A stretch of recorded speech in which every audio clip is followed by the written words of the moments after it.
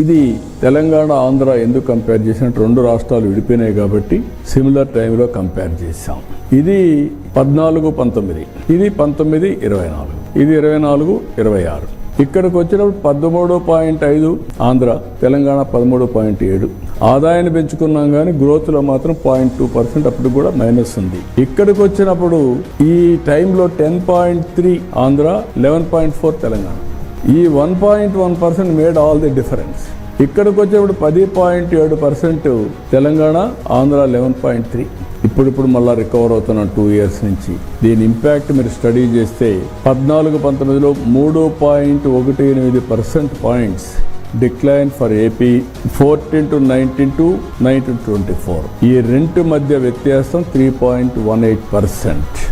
ఇంకొక పక్కన చూసి దీనివల్ల నష్టం ఎంతంటే జిఎస్టిపి 6,94,000 కోట్ల రూపాయలు.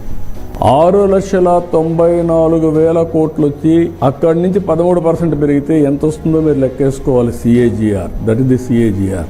ఇక్కడికి వచ్చినప్పుడు 13.5% గ్రోత్ రేట్ కానీ 14-19 వచ్చింది కానీ కంటిన్యూ ఉంటే అడిషనల్ రెవెన్యూ స్టేట్కి 76,195 కోట్లు వచ్చాయి రెవెన్యూ. ఇప్పుడు అప్పు చేసే పని లేదు, ఇవన్నీ వచ్చేటివి.